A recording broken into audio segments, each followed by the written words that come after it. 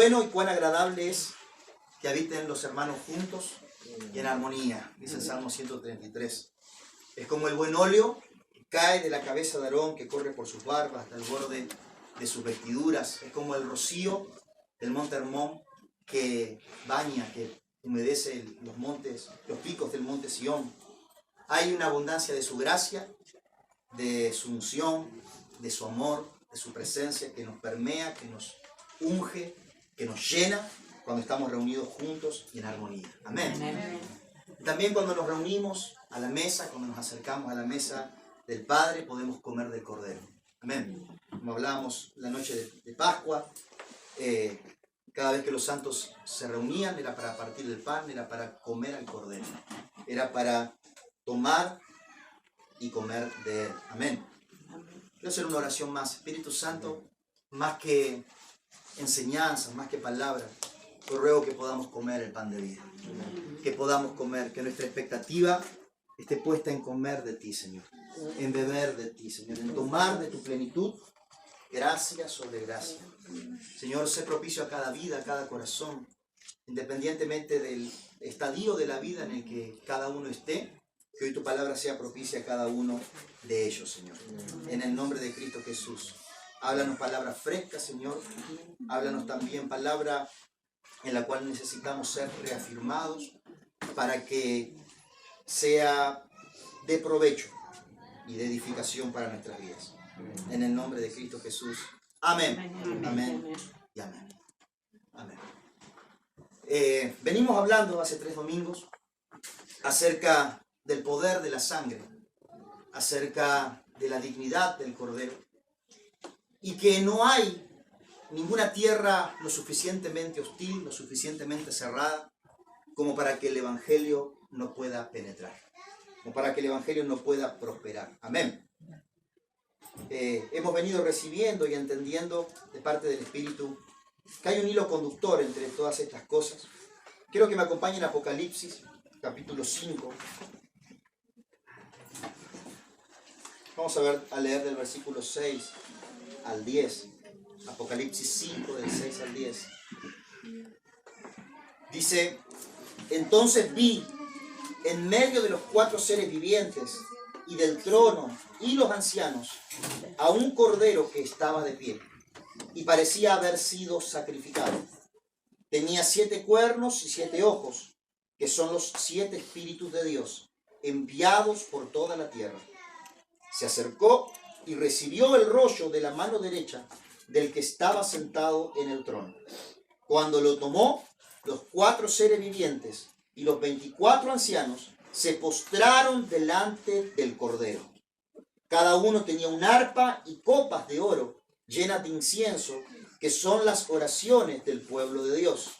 Y entonaban este nuevo cántico: digno eres de recibir el rollo escrito y de romper sus sellos, porque fuiste sacrificado y con tu sangre compraste para Dios gente de toda raza, lengua, pueblo y nación. ¿Cuántos dicen amén? De ellos hiciste un reino, los hiciste sacerdotes al servicio de nuestro Dios y reinarán sobre la tierra. Wow. Tremenda visión, tremenda revelación que ha tenido el apóstol Juan en la isla de Patmos. Unos versículos más atrás, él dice que ve al que está sentado en el trono, ve la visión de Dios, teniendo un rollo en su mano derecha. Dice que el rollo tenía 7 sellos, pero que no se halló nadie digno de poder abrir el rollo.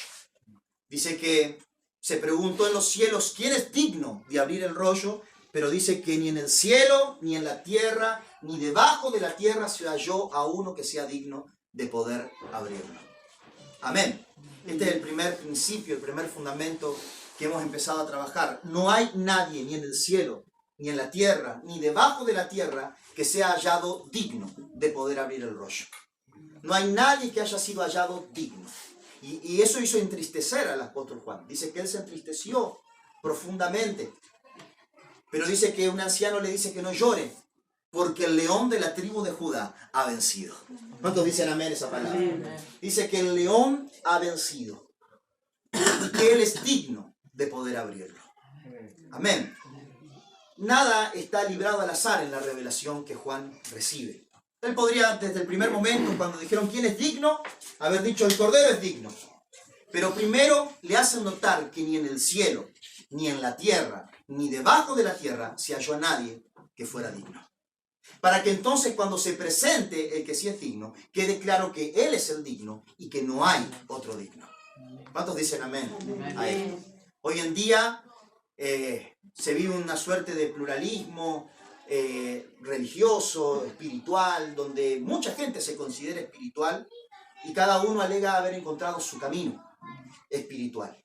Pero cuando el Señor le revela a Juan la realidad del trono, podemos ver de que no hay otro digno. No hay otro digno. ¿Cuántos pueden decir amén? Que no hay otro camino. Que no hay otra verdad y que no hay vida fuera de Él. Él es el camino, es la verdad y es la vida. Amén. De que pueden haber muchos iluminados, pueden haber muchos en búsquedas espirituales, que pueden haber muchos derramamientos de sangre, que pueden haber muchos altares que tengan su grado de poder, de dominio, de autoridad, pero ni en el cielo, ni en la tierra, ni debajo de la tierra hay nadie que sea cabalmente hallado digno. Solamente Cristo Jesús. ¿Cuántos pueden decir amén? A esto? Amados, cuando predicamos este mensaje, no solo estamos predicándoselo al oyente, sino que lo estamos notificando delante del mundo espiritual. No hay otro digno. Amén. Todo nombre que se nombra, todo trono, toda autoridad se rinde al nombre de Cristo Jesús. No hay otro nombre debajo del cielo dado a los hombres en quien haya salvación. ¿Cuántos pueden decir amén a esa palabra? Amén. Hoy el Señor quiere revelarnos al Cordero. Estos son días donde Él quiere revelarnos al Cordero, porque el fundamento de todo el Evangelio está en la dignidad del Cordero. El fundamento de todo el Evangelio está en la victoria del Cordero. El fundamento de tu nueva vida en Cristo Jesús, de tu identidad delante del Padre, de tu posicionamiento espiritual, no está en cuál espiritual eres, no está en cuál fiel eres, sino está en que la sangre es digna. En que la sangre ha alcanzado para presentarte justificado delante del juez justo. ¿Cuántos pueden decir amén? Así que la revelación del Cordero es importantísima. Así que Juan se entristece porque él dice, no hay nadie que sea digno. Pero el anciano le dice, tranquilo, pibe, no pasa nada. Bueno, no era un pibe, ya era grande, el apóstol Juan. Tranquilo, le dice, porque el león de la tribu de Judá ha vencido. Amén. El león de la tribu de Judá ha vencido. Qué poderosa imagen, qué poderosa figura, la figura del león, ¿sí o no? El león ya de por sí nos da imagen de rey, nos da imagen de autoridad, nos da imagen, ahí nos imaginamos a Simba en la punta de esa montaña donde él rugía y los animales se volvían locos. Porque el león nos da rey, nos da autoridad, nos da a vencedor, ¿sí o no? En todo cartel cristiano que tenemos de vencedor, no ponemos la cruz, ponemos al león. Amén. Así que no hay nada extraño cuando este anciano le dice el león de la tribu de Judá vencido. Pero inmediatamente la imagen que se le presenta a Juan es la de un cordero. Amén. Y un cordero que parecía haber sido sacrificado. Amén. Y dice que es Jesús en forma de cordero, en revelación de cordero, el que se acerca al que está sentado en el trono y toma el rollo del que está sentado en el trono. Amén. Lo que nos muestra que Jesús, siendo el león de Judá, siendo el león de Judá profetizado, siendo rey de reyes, señor de señores, siendo que el resucitado recibió toda potestad en el cielo y en la tierra, siendo que él probó y manifestó la autoridad del cielo cuando él caminó sobre la tierra, pero la victoria total sobre Satanás, sobre el pecado y sobre la muerte, no la tomó en la revelación de un rey, ni en la revelación de un libertador, ni en la revelación de un hombre de autoridad, sino que él tomó toda victoria en la revelación de un cordero sacrificado. Amén. De todas las facetas que Jesucristo nos revela, la que le concedió victoria total y definitiva sobre el imperio de las tinieblas fue la revelación del Cordero. Amén. Fue la revelación del Cordero. la revelación de la victoria de Jesucristo. Digan conmigo, hay algo en la revelación del Cordero. Digan conmigo, necesito ver al Cordero. Necesito ver el Cordero. Necesito entender el Cordero. Necesito entender el Cordero. Porque, amados, la revelación del Cordero, que fue perfeccionado en Cristo Jesús, dice Hebreos que por medio de las muchas aflicciones, Él fue perfeccionado para poder ser presentado como una ofrenda justa. Amén. Así que en la revelación de este Cordero que fue perfeccionado en Él para el momento que tenía que morir, está el secreto de su victoria. Y amado, en la revelación del Cordero está también el secreto de tu victoria. Amén. Amén.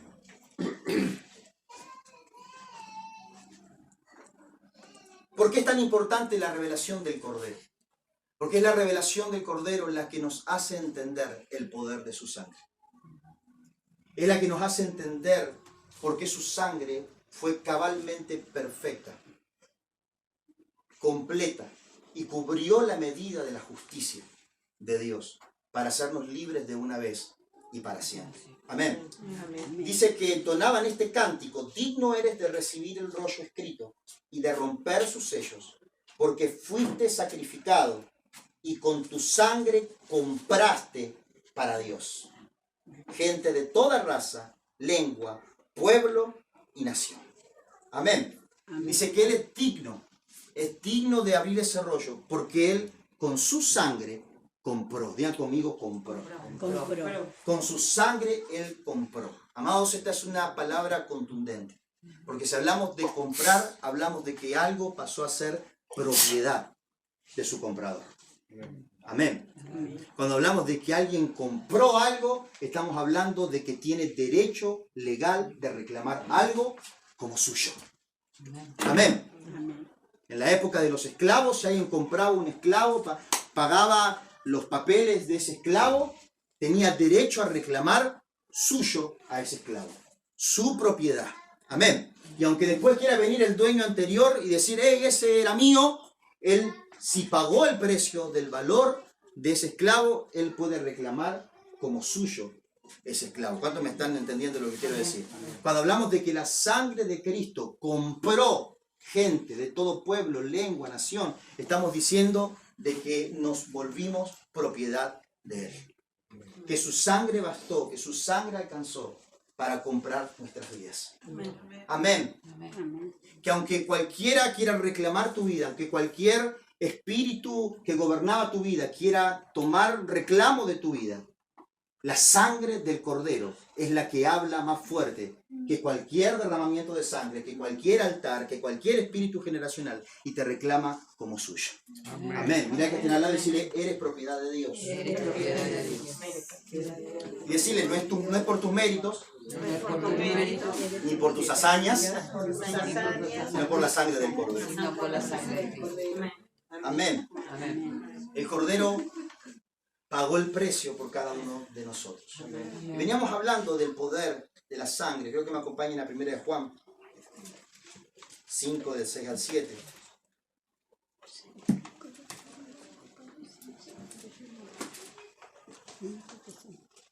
¿Por qué fue tan importante un sacrificio de sangre?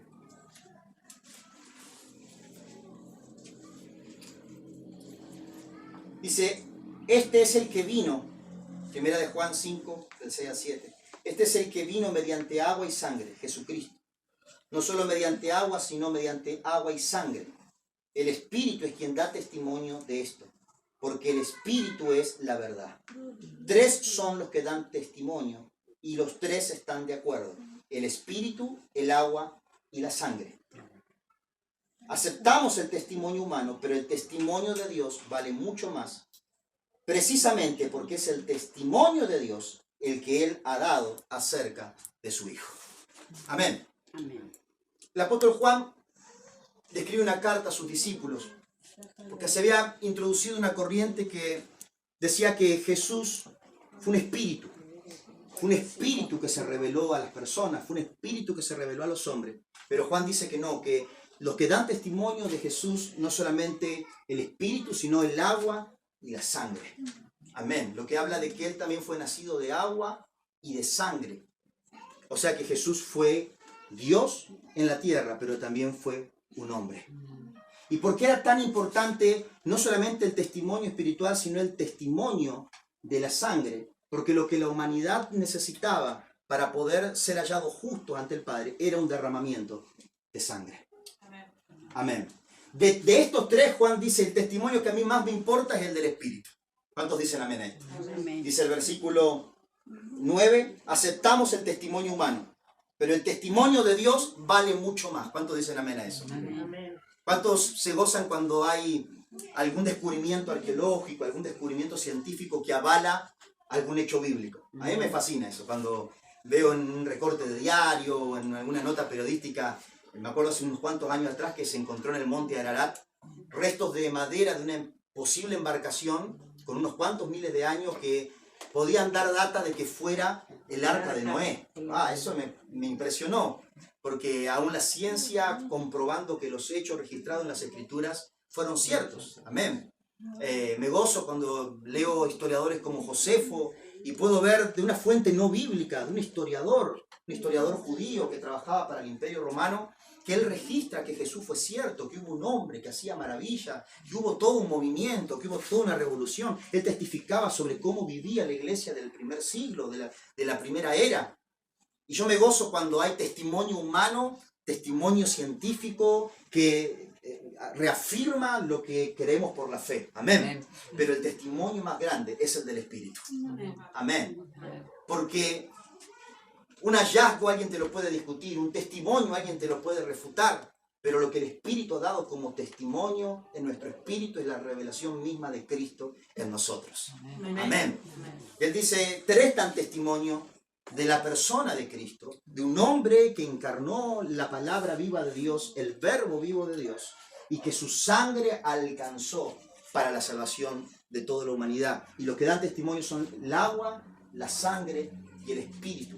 El nacimiento de agua tenía que ver con el nacimiento de la bolsa, del líquido amniótico, es el nacido de agua.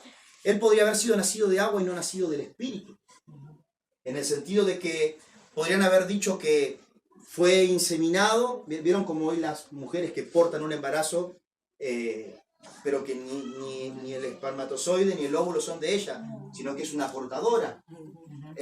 Podría perfectamente haber sido inseminado por el Espíritu, nacer del agua, pero no de la sangre. Sin embargo, lo que presenta a Cristo Jesús como un suficiente Salvador es que Él nació de sangre. Amén. Amén. Amados, por eso tenemos largas genealogías en los evangelios que nos muestran que Jesús nació del Espíritu Santo porque la mano de Dios vino sobre María, pero también vino de Abraham, también vino de David. Amén. También vino de algún personaje medio nefasto como Rahab, vino de alguna ramera, vino de algún adúltero, vino de algún engañador. Amén. Porque si no, Él no podría, por la sangre, haber representado nuestra vida para salvación. Amén. ¿Estamos claros en esto? La sangre de Cristo pagó un precio por tu vida y por la mía. La sangre de Cristo saldó una deuda por tu vida y por la mía. Amén. Y cuando Satanás quiera venir a acusarte, cuando Satanás quiera venir a señalarte, cuando Satanás quiera venir a poner carga en tu vida, puedas tener claro en tu espíritu de que hubo uno que pagó un precio sobre tu vida. Amén. Y que tenía derecho de pagarlo porque Él tenía sangre como la tuya y como la mía. Amén. Y que su sangre fue hallada digna como para que el juez justo la reciba y la apruebe. Amén. No era cuestión de que alguien muriera solamente. No era cuestión de que ahí Franco dijera, yo me ofrezco, muchacho. Mátenme a mí. Por toda la humanidad. No, porque hubiesen muerto en vano. ¿Cuántos me están siguiendo? Uso como ejemplo, mi vida, cualquiera de nosotros que haya querido ser ofrecido, porque no era solamente que necesitaba ser sangre que representara, sino que tenía que ser sangre que alcanzara a cubrir la medida de la justicia demandada. La justicia de Dios demandaba una medida para volver a equilibrar el mundo espiritual, Porque, amados, desde el momento que el hombre se disocia de Dios, desde el momento que se halla iniquidad en el ser humano, no solamente el hombre se separa de Dios, sino que la tierra queda sujeta a vanidad. La tierra queda sujeta a corrupción. Hay una división total de las cosas celestiales, de las cosas naturales. Por eso no solamente el hombre quedó maldito. Amados, la creación quedó maldita. ¿Cuántos me están siguiendo lo que quiero decir? Vemos en la maldición, cuando el hombre peca, que Dios mismo le dice, ahora maldita será la tierra por tu causa. Amén. No, Dios no dijo, Adán, metiste la pata, ¿sabes qué? A los Zeus, vieron que en las películas siempre Zeus tira rayos a la mansalva, vamos a maldecir todo, me enojé, dijo Dios. No, le dijo, maldita será la tierra por tu causa. Amén. Hay una íntima relación entre el estado del ser humano y el estado de la tierra. Entre el estado del hombre y el estado de lo que administra. Amén. Lo que administras en este mundo está en un estado de caos, en un estado de desorden. Aquello que administramos en la tierra está íntimamente ligado con el estado de su administrador. ¿Cuántos me están siguiendo?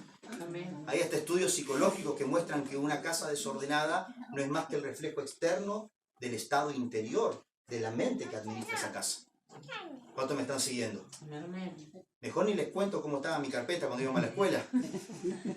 Porque a veces era solamente abrir la mochila, meter la hoja para el día, un lápiz, y después esa hoja la perdía después de salir de la escuela. El desorden de las atmósferas, de los ambientes, está íntimamente ligado al desorden de quien lo administra. Hay una íntima relación entre el estado de la tierra y el estado del hombre. ¿Cuántos me siguen? Cuando se halla iniquidad en el hombre, toda la tierra queda maldita por su causa.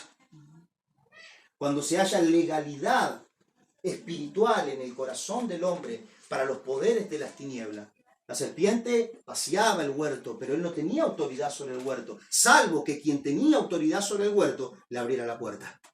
Y ese es el ser humano. Amados, Cristo venció. Toda potestad le fue dada en el cielo, en la tierra. Satanás ha sido vencido. ¿Cuántos pueden decir amén? Amén. Cuando venga el Espíritu Santo, dijo Jesús, los convencerá de pecado, justicia y juicio. De pecado porque no creyeron en mí, de justicia porque vuelvo al Padre, y de juicio por cuanto el príncipe de este mundo ya ha sido juzgado.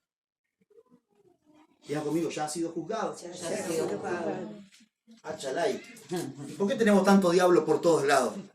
Amados, él solo puede pasear por nuestro huerto, salvo que nosotros le demos derecho legal. ¿Cuántos me están siguiendo? En el estado espiritual del ser humano radicaba cuánta legalidad iba a tener las tinieblas a partir de ahora. Pero hubo uno cuya sangre fue hallada digna. ¿Cuántos pueden decir amén? Amén. Y pagó el precio por nuestras vidas. Amén. Quiero que me acompañen a Levítico 17, 11. Sé que hemos pasado por uno de estos pasajes, pero quería poder decir algunas cosas más acerca de esto. Levítico 17, 11.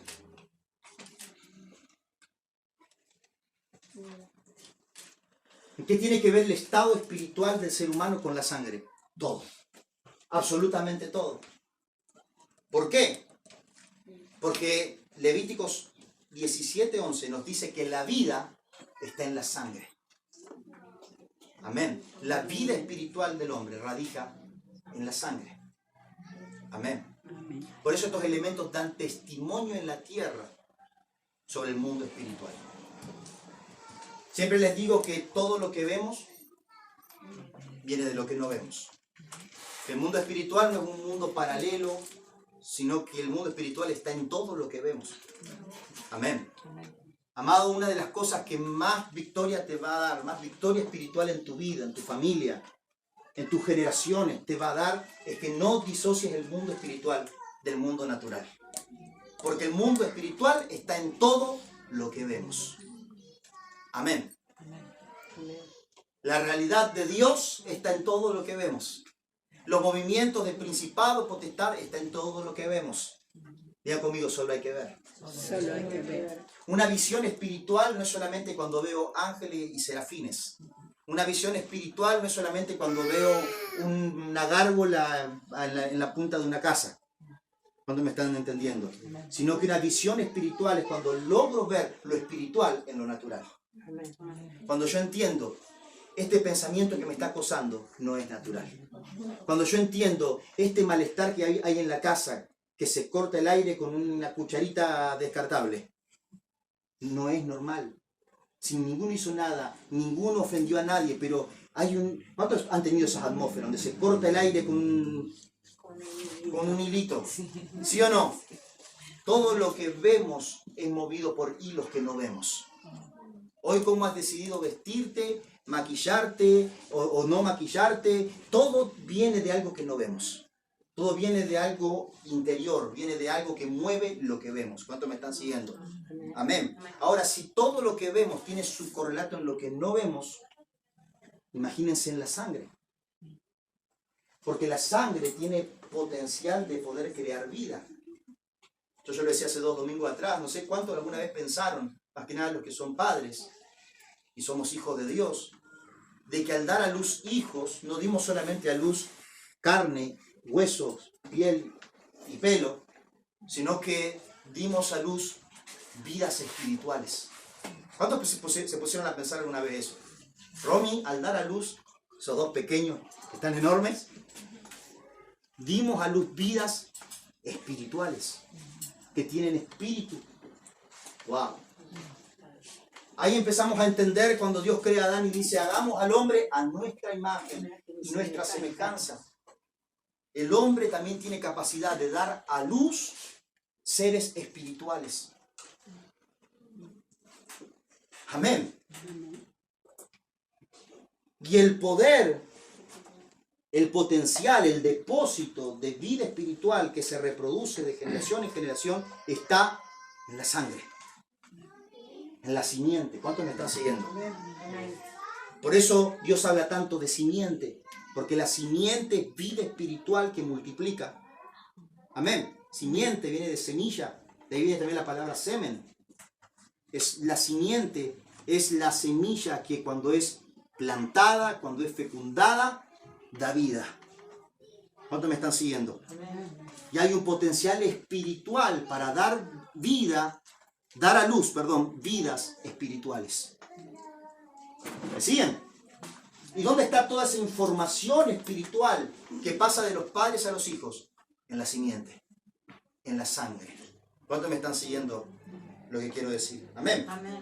Dice Levíticos 17, vamos a leer del 1 al 11. El Señor le ordenó a Moisés, dile a los israelitas que traigan 12 varas, una por cada familia patriarcal, es decir, una por cada uno de los jefes de las familias patriarcales. Escribe el nombre de cada uno de ellos sobre su propia vara, sobre la vara de Leví escribe el nombre de Aarón, pues cada jefe de familia patriarcal debe tener su vara. Colócalas, me equivoqué se me cambió del lugar la Biblia. Dije Levíticos, está leyendo el número.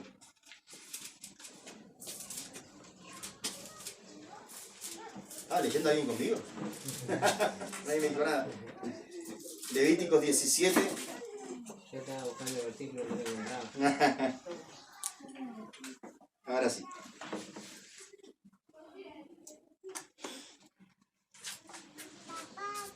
El Señor le ordenó a Moisés que le dijera a Aarón y a sus hijos y a todos los israelitas, esto es el mandato del Señor. Cuando algún israelita sacrifique una res, un cordero o una cabra dentro o fuera del campamento, será considerado culpable de haber derramado sangre si no lleva el animal a la entrada de la tienda de reunión y lo presenta como ofrenda al Señor ante su santuario. Por lo tanto, ese israelita será eliminado de su pueblo. El propósito de este mandamiento es que los israelitas lleven al Señor los sacrificios que suelen hacer en el campo. Deberán llevarlos al sacerdote a la entrada de la tienda de reunión y ofrecérselos al Señor como sacrificio de comunión. Diga conmigo, sacrificio de comunión. El sacerdote derramará la sangre sobre el altar del Señor a la entrada de la tienda de reunión y quemará la grasa como aroma grato al Señor. Y nunca más volverán a ofrecer ningún sacrificio a sus ídolos que tienen forma de macho cabrío, con los que se han prostituido. Este es un estatuto perpetuo para ellos y para sus descendientes. Cuando algún israelita o extranjero que viva entre ustedes ofrezca un holocausto o sacrificio y no lo lleve a la entrada de la tienda de reunión para ofrecérselo al Señor, el tal será eliminado de su pueblo. Cuando algún israelita o extranjero que viva entre ustedes coma cualquier clase de sangre, yo me pondré en su contra y lo eliminaré de su pueblo. Porque, escuchen este versículo, porque la vida de toda criatura está en la sangre. Yo mismo se la he dado a ustedes sobre el altar, para que hagan propiciación por ustedes mismos, ya que la propiciación se hace por medio de la sangre. Amén. Hay un mandamiento y un estatuto que el Señor establece a través de Moisés, que dice que todo aquel que sacrifique una res, un cordero, un cabrito, fuera del campamento y no lo traiga esa sangre al altar, va a ser eliminado del campamento. ¿Cuántos me están siguiendo? Quédense tranquilo. Si alguno de ustedes mata un cabrito, no tienen que ir a llevar la sangre a ningún lado. Pero es que lo dicen los siguientes versículos. Dios hizo esto para enseñarles a ellos a no sacrificar sangre a los ídolos con los cuales antes se habían prostituido. ¿Cuántos me están siguiendo? El Señor lo hizo porque sabía que ellos tenían costumbre de sacrificar animal a los ídolos. Entonces, Él les quiere revelar el poder que hay en el derramamiento de sangre. Y dice, para que ellos entiendan, para que ellos aprendan. Dice que en lugar de llevar esa sangre o de sacrificarla fuera en el campo, ellos tienen que traerla al altar de Dios y será un holocausto de comunión. Será un sacrificio de comunión. Amén. Ustedes saben que en el desierto ellos estaban aprendiendo a caminar con Dios. Dios estaba de alguna manera purgándolos de todo lo que ellos habían vivido por 400 años en Egipto, de toda la mezcla cultural, de toda la mezcla religiosa que ellos habían tenido por tantos siglos. Así que el Señor pone estatutos muy claros para que ellos no incurran en viejas cosas y puedan entender el poder espiritual de estos elementos. Amén. Y vean cómo la misma sangre que sacrificada en cualquier lado puede darse para idolatría y prostitución. Esa sangre, dice, yo se las he dado, la vida está en la sangre, y yo se las he dado a través de los animales a ustedes para que derramada en el altar correcto venga a ser un sacrificio de comunión. Es decir, que en la sangre existe el potencial de la comunión. En la sangre existe el potencial de la comunión, de la unidad. Amén. Por eso dice la Escritura que todo aquel, el apóstol Pablo dice en Corintios, que todo aquel que ha unido su cuerpo de una ramera ha prostituido el cuerpo de Cristo. Porque en la comunión de sangre, vaya la redundancia, hay comunión, hay unidad espiritual. Es decir, que esa sangre derramada en el altar de Dios hacía que ellos tengan comunión con el Espíritu de Dios. Amén. ¿Cuántos pueden ver el poder que hay en la sangre? Amén. Y ese es el poder de la sangre del Cordero. Diga conmigo, la vida está en la sangre. La vida está en la sangre. El Cordero sacrificado por nosotros nos da acceso a la comunión con Dios. Amén. Quiero que me acompañen a Hebreos 12.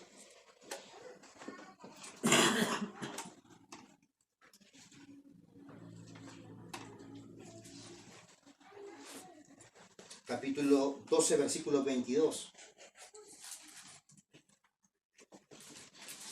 Dice, por el contrario, ustedes se han acercado al monte Sión, a la Jerusalén celestial, la ciudad del Dios viviente.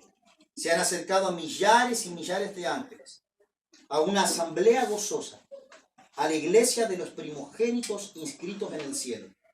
Se han acercado a Dios, el juez de todos, a los espíritus de los justos que han llegado a la perfección, a Jesús, el mediador de un nuevo pacto, y a la sangre rociada que habla con más fuerza que la de Abel.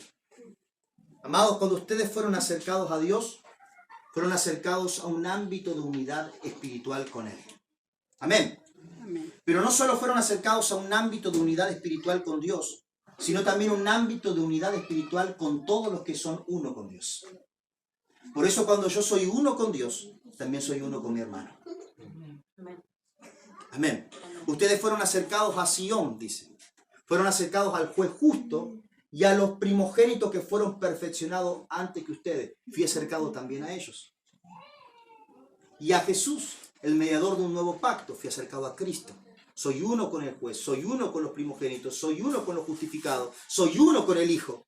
Y fui acercado a la sangre rociada, que habla más fuerte que la de Abel. ¿Cuántos pueden decir amén? Amén. Amados, en esta visión, el escritor de Hebreos presenta a Dios como juez, como aquel que establece la medida de justicia.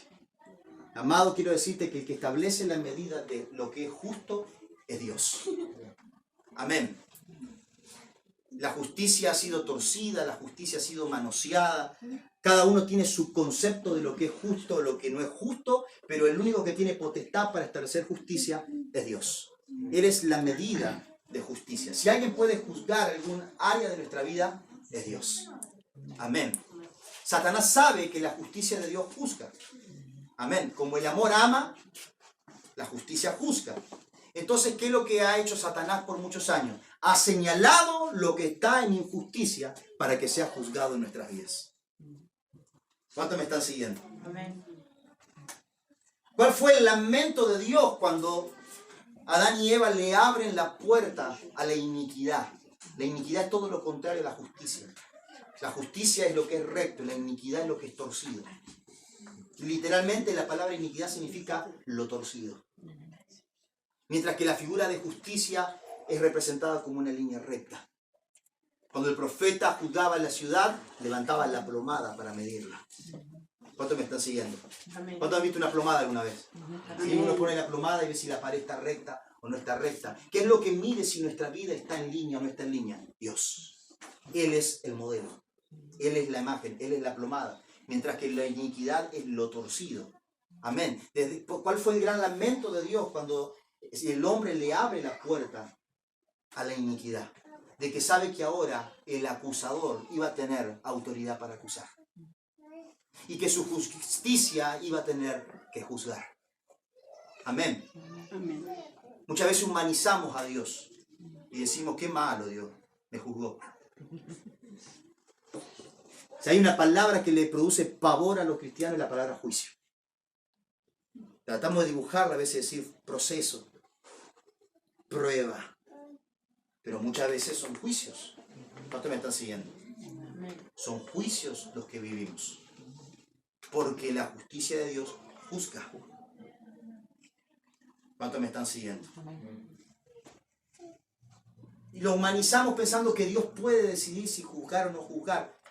Es que la justicia de Dios, que establece orden sobre todas las cosas creadas, juzga constantemente.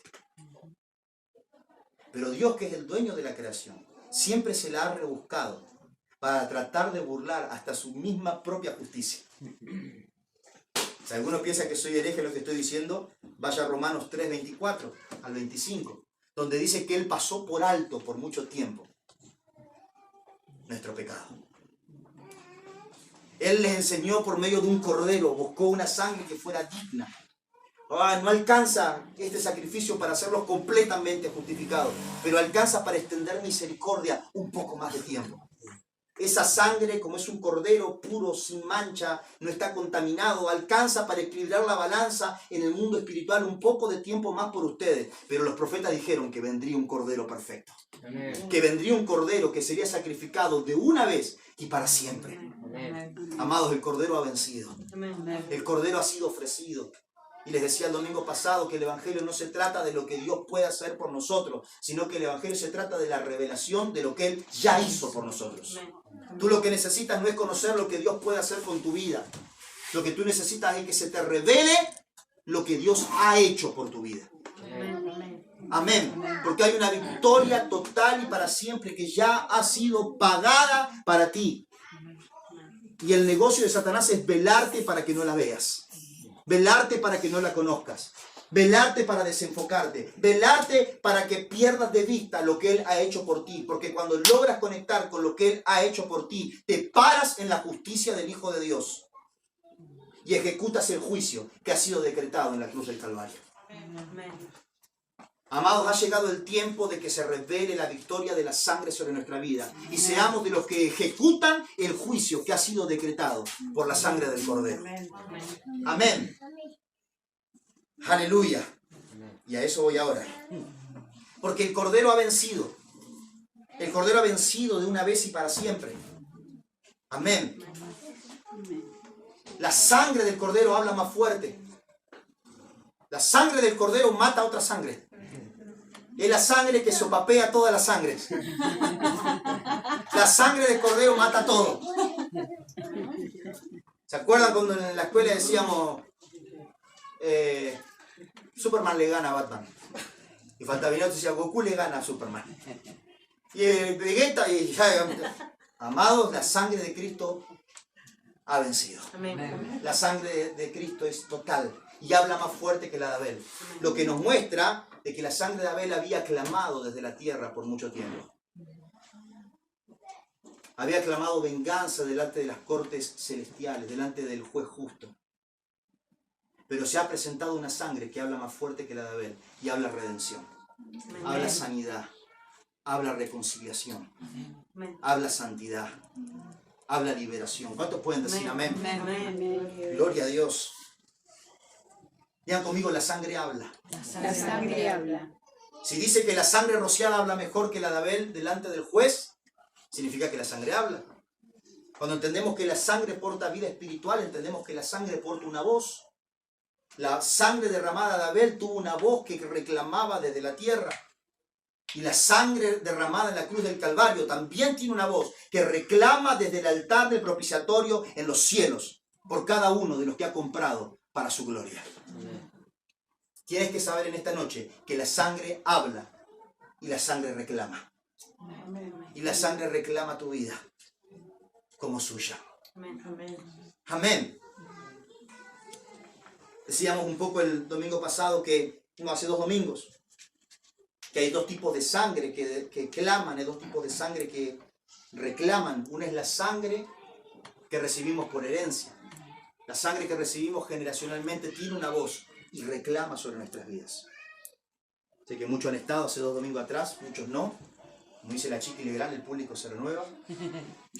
Pero tienes que saber de que la sangre tiene una voz y esa voz reclama. Amén. La sangre tiene una voz espiritual, tiene una vida espiritual que tiene voz y reclama. Amén. Toda herencia natural y espiritual está en la sangre. Amén. El color de ojo bonito que tienes es herencia que has recibido de alguien, de papá, de mamá, del abuelo, de alguien. El color de pelo, amén. Pero también las cosas intangibles, los gustos. Yo escuchaba una vez una historia de una mujer que se enteró de grande que era hija de desaparecidos de la dictadura militar. Se enteró de grande, empezó a dudar de su identidad, empezó a hacer averiguaciones y terminó descubriendo por su ADN de que ella era hija de una desaparecida. Y ella logró encontrarse con su abuela. Y cuando se conocieron fue todo un encuentro. Pero algo muy curioso que pasó es que charlando con su abuela, encontrada ahora a los 30 y pico de años, 40 y pico de años, descubrió de que su madre, que había sido desaparecida, tenía un gusto muy inusual. Tenía un gusto que era comer papas fritas con chocolate. Yo no sé cuántos de ustedes alguna vez han intentado bañar en chocolate una papa frita. No se me hubiese ocurrido nunca.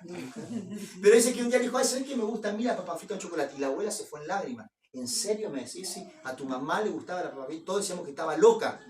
¿Y cómo se te ocurrió? No sé, un día la vi y algo me decía, bañar en chocolate, la bañé en chocolate. Amados, la sangre tiene una voz. La herencia sanguínea tiene una voz. ¿Cuántos me están entendiendo lo que quiero decir? Amados, mi papá era músico, cantaba, era tenor, tocaba instrumentos, tocaba contrabajo, piano, guitarra. Pero su papá, en palabras de mi papá, no cantaba ni el arroz con leche. Literal, yo conocía a mi abuelo y no, era imposible. Creo que es más fácil afinar que desafinar como él desafinaba. Porque hay que tener habilidad para errar todas las notas. Una le pegá, ¿no? Mi amigo Frank, una le pega por ahí. Capaz. Y mi papá siempre decía, ¿no? ¿Y por qué? Porque mi papá desde muy chico se anotó al conservatorio, era un adolescente, empezó a estudiar con trabajo, tiene un apetito por la música. Y él después se entera de que su abuelo, al que no conoció, porque mi bisabuelo falleció cuando mi abuelo tenía 4 años. Y su padre era cantante de ópera. Y hacía shows en teatros. Y ahí mi papá entendió que aunque su padre no cantaba, su abuelo era cantante de ópera. Ese bisabuelo se separó de su hermano antes de que naciera mi abuelo, así que no conocimos esa parte de la familia. Pero años después, por Facebook, mi hermana mayor buscó a los pancitas dispersados por el resto de Argentina. Sabíamos que ese hermano de nuestro bisabuelo había ido a Buenos Aires, luego a Córdoba, así que buscó por Córdoba y los encontró.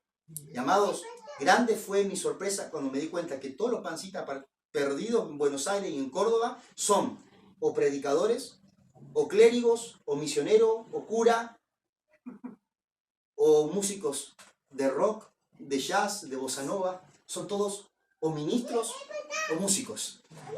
¿Cuántos creen que la sangre tiene una voz? De hecho, mi hermana me dijo, che, se llevarían bien con vos, mijo, porque son todos religiosos y músicos, me dijo. Mi hermana que no es cristiana.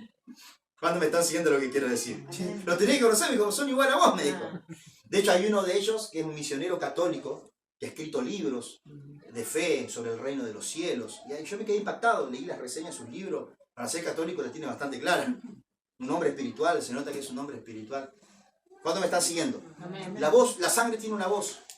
Y esa voz reclama. Amén. Así como le damos cosas singulares, graciosas, como el gusto por las papas fritas con chocolate, también hay apetitos, hay debilidades que las heredamos. Y que en las distintas etapas de nuestra vida, esas voces quieren reclamar nuestra vida. Esas debilidades quieren reclamar, esos apetitos quieren reclamar en nuestra vida. ¿Cuántos me están siguiendo? Hay otro tipo de sangre que reclama, que es la sangre derramada en altares. Altar en lo que hemos sido entregados, consciente o inconscientemente, por dicho, por actos. Amén. Inocentes o conscientes, pero que tienen una voz y reclaman. Amén.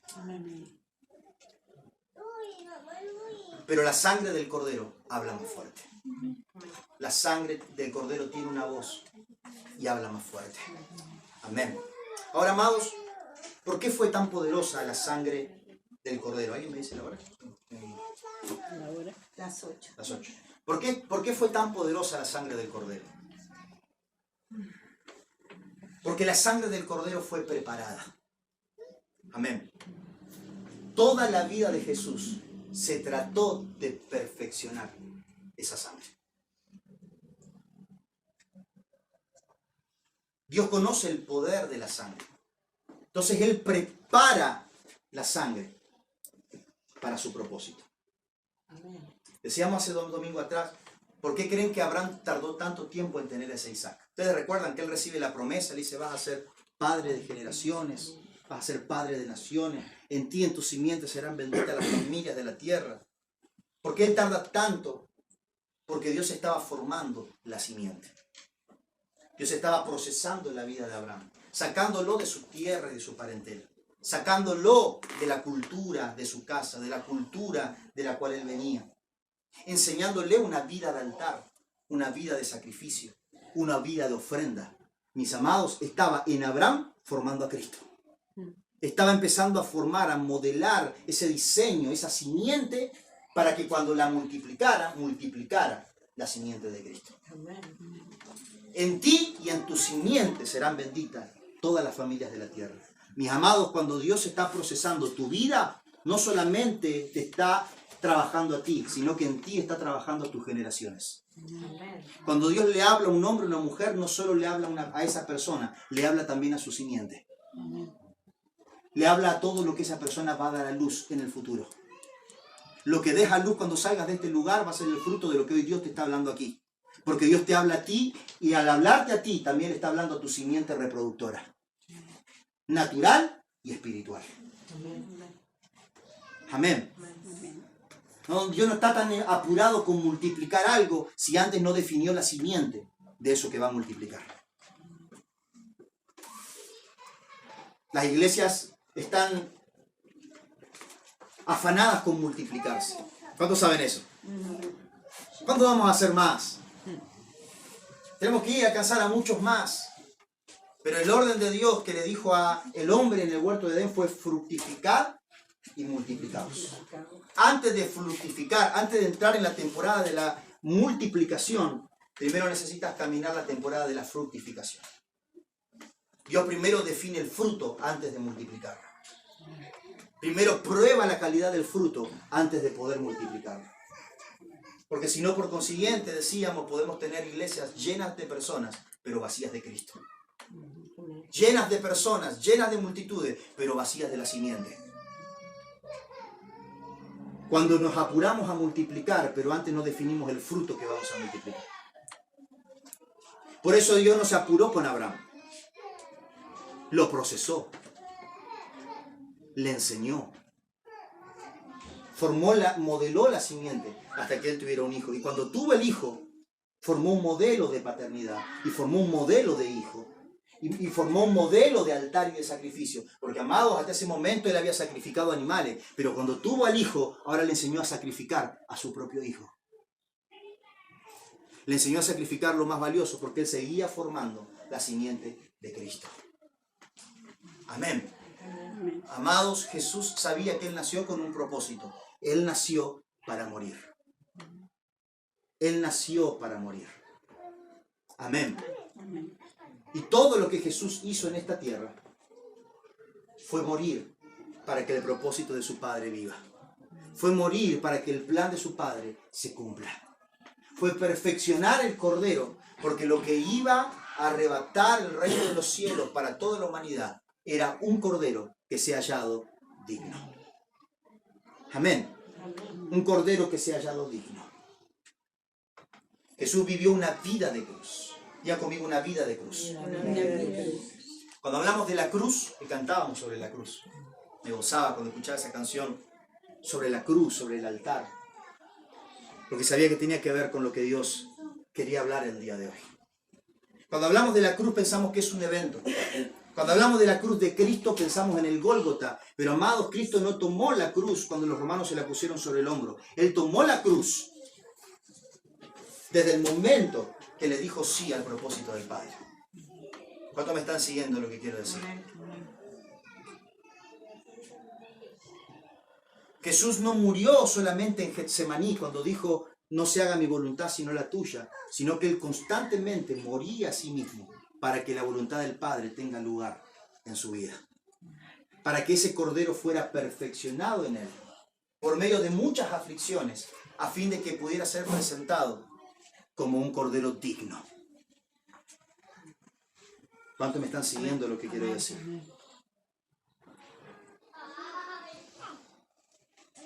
Jesús miró a la multitud y le dijo, si alguno quiere venir en pos de mí, niéguese a sí mismo, tome su cruz y sígame. Porque le digo que las zorras tienen madriguera, las aves tienen nido, pero el Hijo del Hombre no tiene donde recostar la cabeza. Y ahí muchas personas se propusieron, pero ninguna dio la talla, porque cuando él le dijo lo que tenían que dejar por causa de su nombre, ninguno estaba dispuesto a dejarlo. ¿Cuántos me están siguiendo? Amén. Ahora, lo notorio es que él dijo, si alguno quiere venir en pos de mí, no dijo, mueran la cruz, sino que dijo, tome su cruz. Y, amado, no es lo mismo morir en la cruz que tomar la cruz. Tomar la cruz es llevarla con uno. Si él hubiese dicho, si alguno quiere venir en pos de mí, muera en la cruz, entonces morir para Cristo es asunto de un evento. Yo ya morí con Cristo. Si yo hablo de la cruz y alguien me dice, yo morí en el 2010 en un culto glorioso, ese día yo morí. Pues yo lo dudo mucho, porque lo que he aprendido del caminar con el Espíritu es que siempre un abismo llama a otro abismo.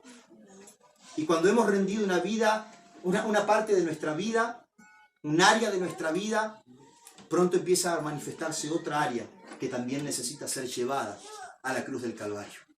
¿Cuántos me están siguiendo? Ahora, cuando Él te dice, no, si alguno quiere venir en pos de mí, muera en la cruz, y no tome su cruz, uno entiende que la cruz uno la tiene que llevar consigo todo el camino que camina con Él. Porque se van a presentar situaciones en las cuales me va a tocar morir. ¿Cuántos me están siguiendo? Amado, esto es la cruz con el Espíritu Santo. La cruz con la religión es morir. Morite. Hoy tenés que renunciar a todo. Vamos a hacer una lista a ver de todos los pecados que hiciste, habido y por haber. Y hacemos. ¿Cuántos han tenido alguna vez un episodio de eso? Porque tienes muchos años de iglesia. A ver qué vicio tenés. A ver, acá, confesarlo todo acá, mamita. Ok, vamos a hacer una lista. Renuncia a esto, renuncia a lo otro, renuncia a lo otro. No funciona así. Jesús no lo hizo funcionar así con los discípulos. Él, cuando lo convocó a Simón Pedro ahí en la barca, le dijo, bueno, Pedro, ¿me vas a seguir?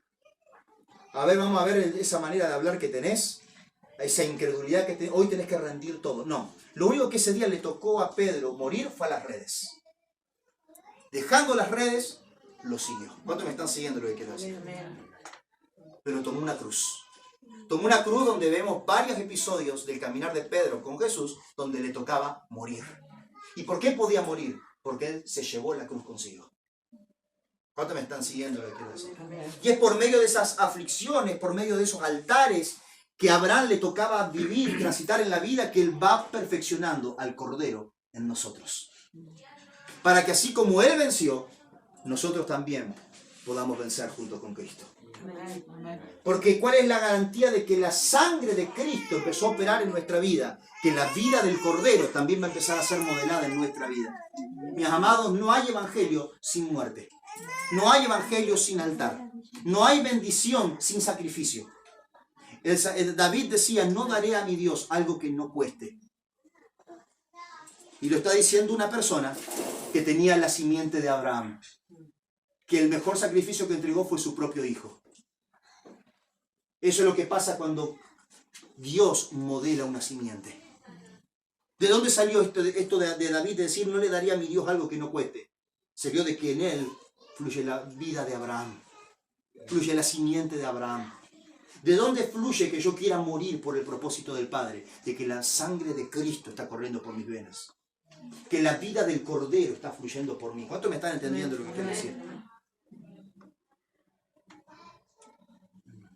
Amados, el Evangelio no es otra cosa que un injerto de nueva sangre, de nueva vida. Dice Hebreos 4:12, la palabra de Dios es viva y eficaz. Otra versión dice, la palabra de Dios vive y es poderosa. Es más cortante que espada de doble filo, parte el alma, parte el espíritu, parte las coyunturas, llega hasta los tuétanos. Cada versión mía dice, llega hasta la médula del hueso. La médula, el ADN, donde se define nuestra herencia genética. Hasta ahí llega la palabra de Dios. Yo no sé qué voz es la que te está costando vencer. Si es la voz de tus generaciones, y si mi familia salió toda torcida, yo voy a salir torcido. Yo quiero decirte que hay una sangre que habla más fuerte. Y que por la palabra tiene el poder de llegar hasta tu médula ósea. Y aún cambiar tu ADN mismo. Aún cambiar la genética misma. Yo no sé si lo que pensás que te define es un altar, es que un brujo te hace trabajo, o es que un día hiciste un pacto, que la culpa te persigue, el pecado del día de ayer, lo que no me puedo perdonar. Yo quiero decirte que hay una voz que habla más fuerte que todo derramamiento de sangre, brujería, altar, pacto, legalidad o trabajo que hicieron contra vos. Y se llama la sangre del Cordero. Amén. Pagó, venció, fue ofrecida y fue recibida por el juez justo. Amén. E intercede por nosotros. Amén. Delante del trono de Dios. Amén. ¿Cuántos lo pueden creer? Amén. Amén. Y que cuando esa sangre se te imparte, empieza a modelar la misma vida del Cordero, también en tu vida. Una vida de cruz, pero que no es un sacrificio, porque no lo vives desde la religión, lo vives desde la impartición del Espíritu de vida. El Espíritu de vida no es otra cosa que Cristo en nosotros. Amén. Esperanza de gloria. Amén. No, Cristo en nosotros no es poético. No es, a Cristo lo tengo acá. Cristo en el corazón es literal. Es que la vida del Cordero te fue impartida por la fe en su sangre. por la fe en su sangre. Mis amados, yo he visto el poder de un derramamiento de sangre. Yo he visto el poder de un derramamiento de sangre de un brujo. He visto el poder para contaminar, para enfermar, para traer ruina. Poner la fe en una sangre de una gallina degollada.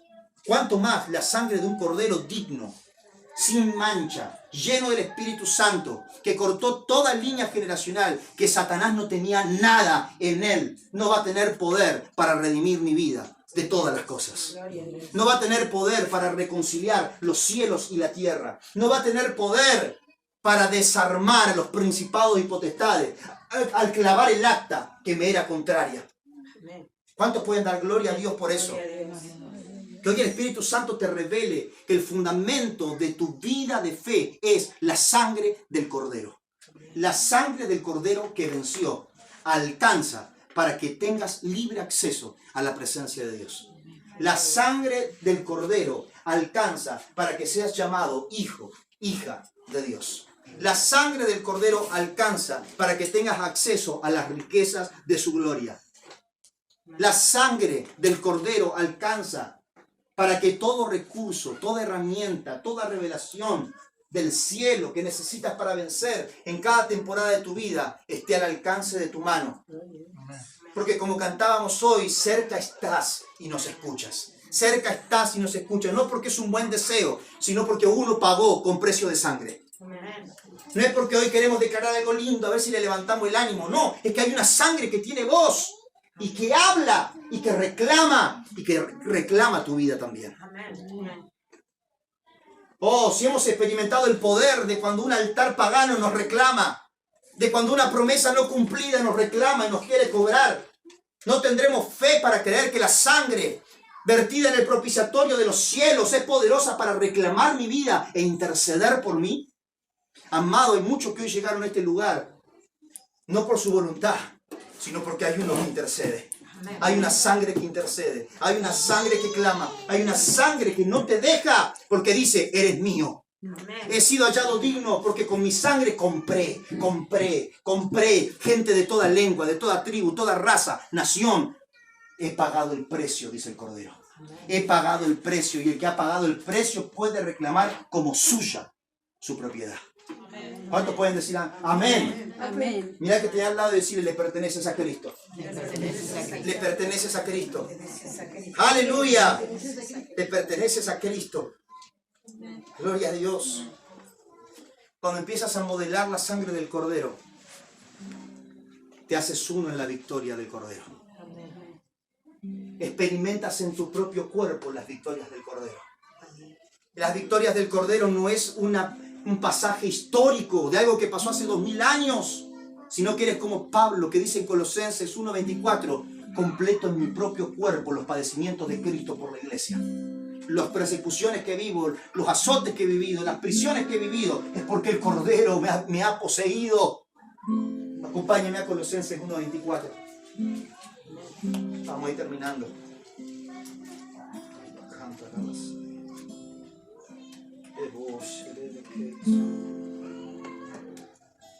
Aleluya. Colosenses 1:24. Ahora me alegro.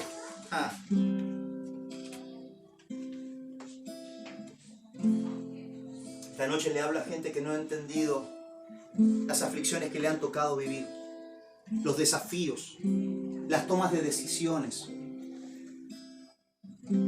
todo lo que te lleva a rendirte y a ir a la cruz, ir al altar, que está perfeccionando a Cristo en ti. Escucha esto, toda situación familiar, de salud, económica, toda necesidad, todo padecimiento, persecución, pérdida que te esté tocando atravesar, son situaciones que te invitan a ir al altar. Te invitan a ir a la cruz y morir junto con Cristo. Morir a todo reclamo, morir a toda justicia propia. ¿Por qué? Porque por medio de muchos padecimientos, Él fue perfeccionando un cordero que vive para Dios.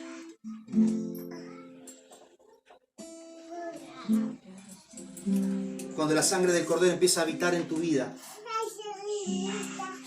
empieza a modelar la vida del Cordero.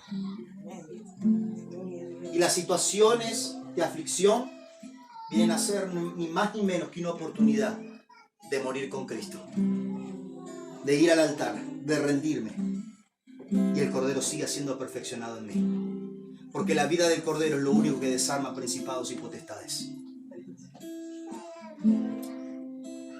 Dice Colosenses 1:24: ahora me alegro en medio de mis sufrimientos por ustedes, y voy completando en mí mismo lo que falta de las aflicciones de Cristo en favor de su cuerpo, que es la iglesia. De esta llegué a ser servidor según el plan que Dios me encomendó para ustedes, el dar cumplimiento a la palabra de Dios, anunciando el misterio que se ha mantenido oculto por siglos y generaciones, pero que ahora se ha manifestado a sus santos. A estos Dios se propuso dar a conocer cuál es la gloriosa riqueza de este misterio entre las naciones, que es Cristo en ustedes, la esperanza de gloria. Amén, amén. Pablo dice: ahora completo en mi cuerpo los padecimientos de Cristo por la iglesia. En otras palabras decía: no se aflijan por mí, por cuanto me toca ser perseguido por causa del Evangelio. No se aflijan por mí, por cuanto me toca ir preso por la causa del Evangelio. No se aflijan por mí, por cuanto me toca ser perseguido, vituperado por la causa del Evangelio. No se aflijan por mí, por aquellos discípulos a los que di mi vida y luego me abandonaron, porque me ha sido dado el alto honor de padecer los padecimientos de Cristo, que la vida del Cordero se manifiesta en mí. Porque, amados, Jesús no venció definitivamente a las tinieblas cuando las multitudes le seguían y querían hacerlo rey. No venció definitivamente a las tinieblas cuando el Gadareno le decía: déjanos ir a los cerdos. Él venció completamente a las tinieblas cuando el Cordero fue completado en él. Y en Getsemaní dijo: si puede pasar de mí esta copa, que pase, pero no se haga mi voluntad, sino la tuya. Y en ese momento, la sangre que cayó de su frente regó la tierra. El Cordero había sido perfeccionado. El Cordero había sido completado. Estaba listo para su mejor batalla, para su mejor victoria. Estaba listo para que cuando Él se derramara en tierra, su sangre saciara la justicia de los cielos. En Hechos 7:55 vemos a Esteban muriendo por la causa de Cristo, y en medio de las piedras que le tiraban los fariseos, los religiosos y los fanáticos, él pudo decir: Padre, no les tomes en cuenta este pecado. Y había entre ellos un hombre llamado Saulo, a quien le pusieron las ropas de Esteban. Y una semilla empezó a trabajar en la vida de Saulo. Y un perseguidor de cristianos, asesino, fanático, se transformó en el apóstol Pablo, el hombre que llevó el evangelio a los gentiles, al resto de las naciones. El primer predicador a las naciones. El primero que llenó el mundo conocido de la época del poder del evangelio. Vino por el testimonio de uno que encarnó al Cordero hasta la muerte. ¿Tú crees que vas a traer mucha transformación imponiendo autoridad, alzando la voz? Pero Cristo venció en forma de Cordero humillado. Esteban venció el poder religioso en forma de un Cordero humillado y tocó el corazón de un Saulo duro de corazón y lo transformó en un apóstol para las naciones. Y en el escritor de más de la mitad del Nuevo Testamento, y quien modeló el diseño de la iglesia por revelación del Espíritu Santo.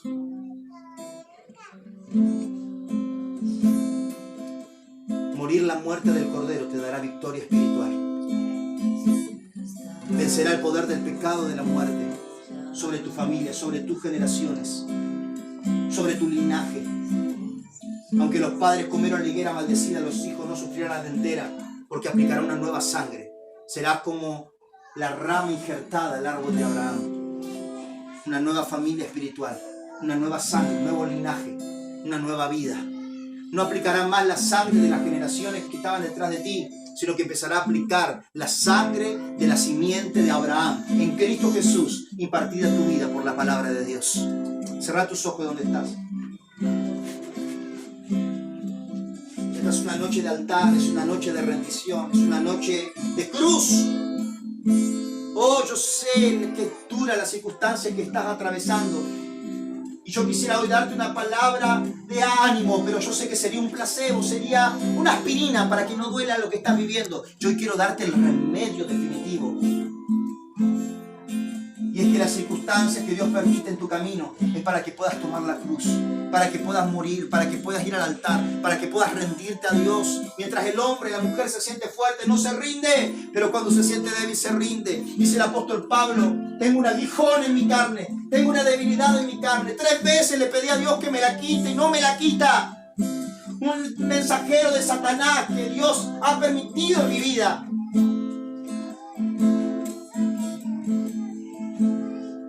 ¿Por qué no me lo quita?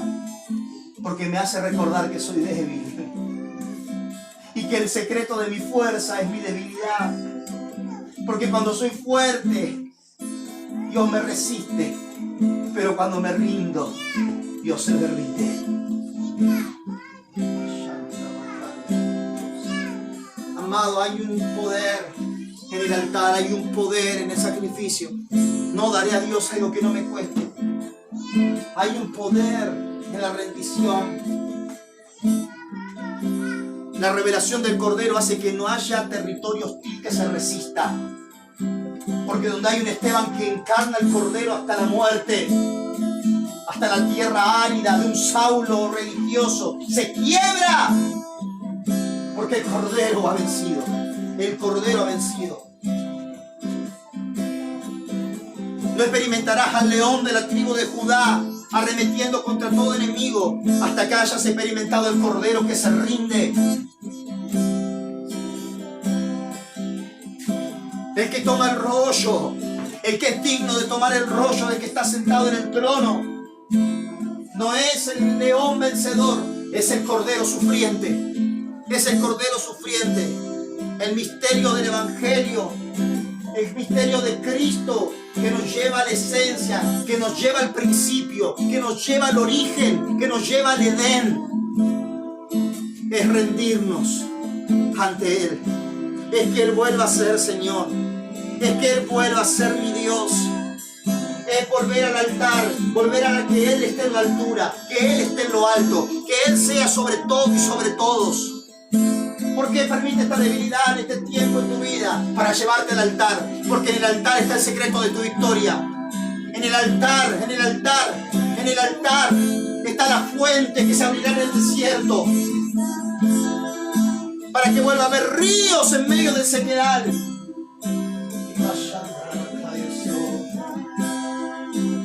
Oh, hoy sé la ofrenda. Hoy sé la ofrenda, hoy sé la ofrenda, hoy sé la ofrenda. Oh, Jesús nos dio una ofrenda por nosotros, se hizo la ofrenda por nosotros. Dejó que la sabiduría del cielo lo forme, que las aflicciones de la vida lo formen y perfeccionen, para Él poder un día hacer la ofrenda, que cuando caiga en tierra, reconcilie los cielos y la tierra. Destrone los poderes y principados.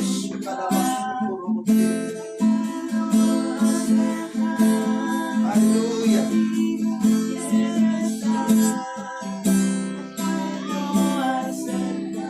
¿Sabías que puedes encarnar al Cordero por tu familia?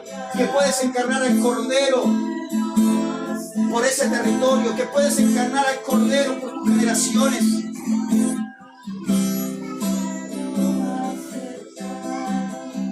¿Sabías que cuando la sangre del Cordero llena tu vida, alcanza tu vida,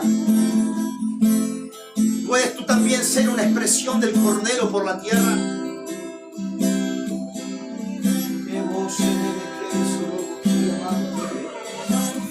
Gloria a Dios. Gloria a Dios porque Él está levantando en esta generación.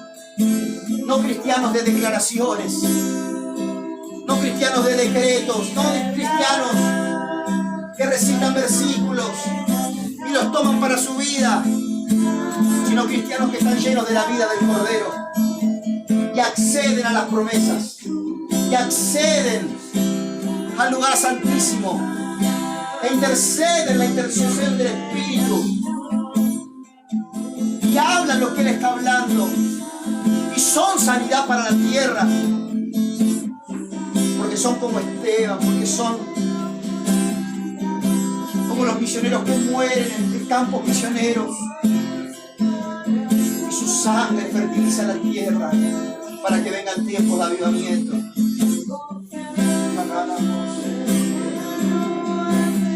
Al principio del siglo XX, hombres y mujeres dieron la vida por el continente africano, el continente negro, llamado la muerte de los misioneros, donde muchos encarnaron al Cordero y murieron por esa tierra, tomaron la cruz para que luego se levante una generación de avivamiento que hoy está llenando el continente de punta a punta del poder del Evangelio. Pero alguien tiene que encarnar al Cordero y morir. Cuando le preguntan a Carlos Anaconda el secreto del avivamiento en Argentina en los 80, él dice que simplemente miraba a la gente y no podía dejar de llorar. Miraba la necesidad de este mundo y no podía dejar de llorar. Él se convirtió en el Cordero. Él decía, me levantaba por las mañanas y la sábana estaba bañada en lágrimas por los perdidos. Es que cuando la sangre del Cordero se inyecta en tu vida, el Cordero se encarna en ti. El corazón del Cordero sufriente se encarna en ti. Hoy, cuando el Cordero se encarna, no hay principado que pueda permanecer en pie. Cuando el Cordero se encarna, no hay potestad que pueda permanecer en pie. Cuando el Cordero se encarna, el acta que te da contraria es clavada en la cruz del Calvario. Satanás no te puede acusar. Puedes reclamar la tierra, porque no es un hombre que la reclama, no es una mujer que la reclama. Puedes reclamar tus generaciones, porque no es tu orgullo que lo reclama, es el Cordero que pagó alto precio y compró gente de toda raza.